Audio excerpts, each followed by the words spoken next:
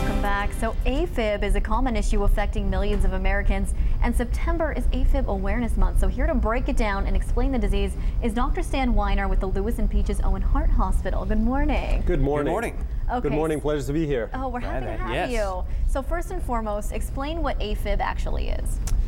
AFib is an extremely common problem. It's by far the most common sustained arrhythmia out there. It's a problem when the heart rhythm gets disturbed.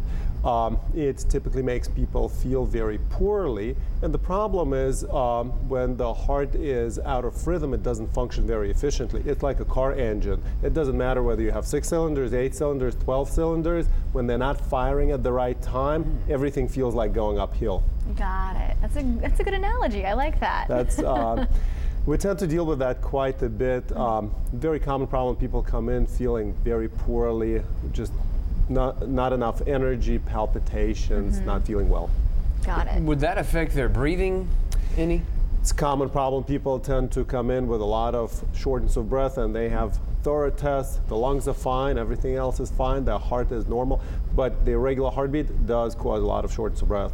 Oh man, so are there any symptoms that people should be aware of and come see you immediately if they have them? The problems with AFib frequently have to do with irregular heartbeats or palpitations, shortness of breath, tiredness, fatigue. Interestingly enough, a number of people with atrial fibrillation don't feel anything. That doesn't necessarily mean that the problem is benign, because AFib is associated with other conditions like stroke. It's one of the most common causes of stroke, so it is a significant problem that we need to identify.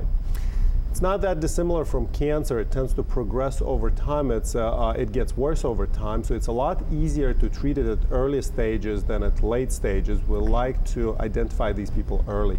Got it. Is it something that if somebody is exerting themselves quite, intensely, I guess physically, that it could cause other issues or even death? Has it done that before? Atrial fibrillation is associated with a risk of premature death, although it's typically not regarded as a fatal arrhythmia, but it certainly is associated with congestive heart failure, stroke, and death, and that's one of the reasons why we do want to find it early and treat it aggressively. So what kind of treatments do you typically use? You know, it's interesting. Up until recently, we didn't have a lot of choices, so we knew all about the condition. We could identify it.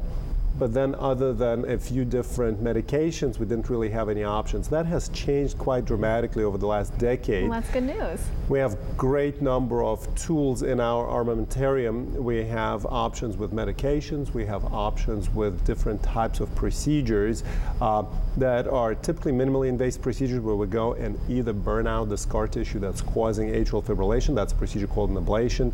There are other techniques that we use to try to control atrial fibrillation with pacemakers or a combination of pacemakers and other procedures.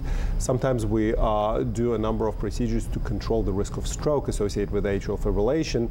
For example, left atrial appendage closure procedures becoming more and more common in this day and age. Oh, that's great. So if someone needs to contact you, where can they go?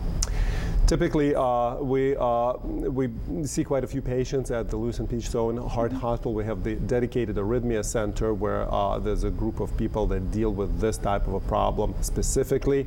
So we're certainly available to see patients. Most people out there have a primary care physician that they can call upon to try to find people with expertise dealing in this type of a condition. It's a fairly common problem, but it does require some expertise in dealing with it. Sounds like it. Well, thank you so much for joining us. Thank you, Doctor. We appreciate it. My pleasure. I've enjoyed. Oh, good. Well, coming up next here on Fox